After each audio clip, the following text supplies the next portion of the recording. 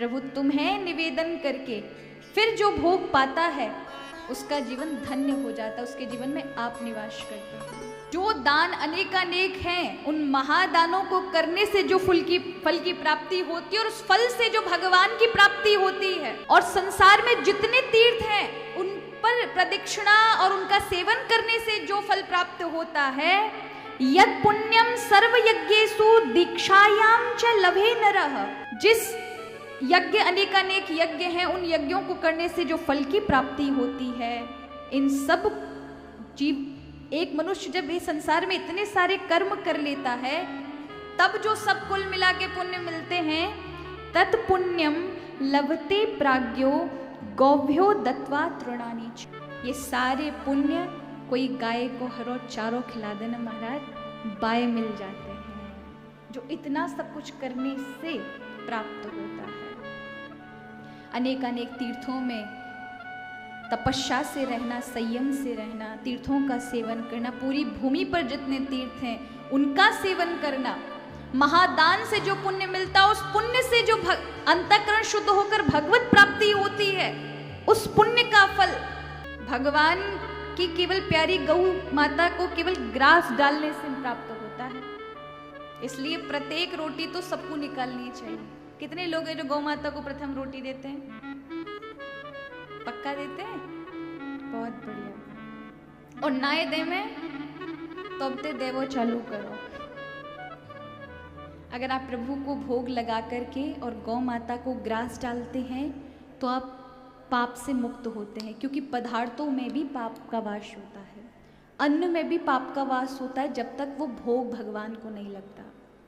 जब तक कि एक गौग्रास नहीं जाता और अगर आप पा लेते हैं भगवान को बिना भोग लगाए तो आप अपने पापों को ही खाते हैं, उससे पाप बढ़ते हैं, बुद्धि भ्रष्ट हो जाती है।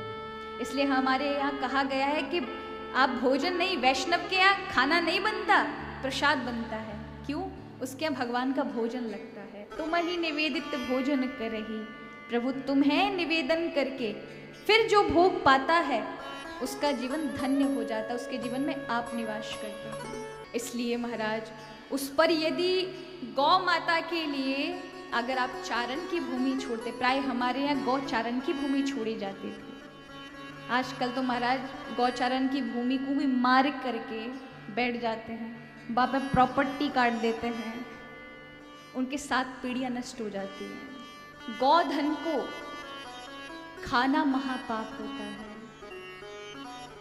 गौ माता के निमित्त जो चीज़ें गौदान के लिए निकल गई उसे कोई अपने उपभोग में ले लेता है तो उनके जीवन में विवेक नहीं रहता, उनके जीवन का वंश रुक जाता है और महान विपत्ति देखनी पड़ती है, भगवान श्री हरि की भक्ति तक चली जाती है। इसलिए जीवन में गौ माता का अंश उनके नाम से कभी ना लें अपने लिए।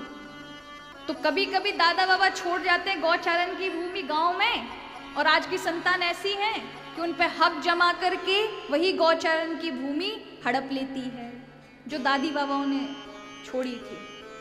प्राय गौचारण की भूमि इसलिए छोड़ी जाती थी कि भगवान कृष्ण की प्यारी प्यारी गौ माताएं निर्भय हो करके चर सकें, ग्रास खा सकें, घास तृण खा सकें।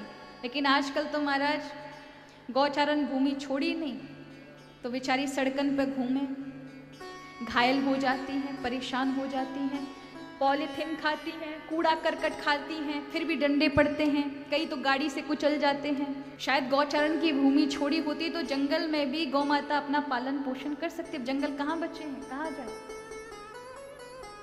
खेतों में जाएं तो किसान मारें, घर में कोई रखते नहीं है, घर में लोग कुत्ते रखते हैं, गाड़ियों में कुत्ते घुमाए जाते हैं, साबुन से शैम्पू से नहलाए जाते हैं, उनके लिए कीमती बाजार से फूड मंगाया जाता है। कौन सा वाला? जो भी आता हो वो आप जानते हैं।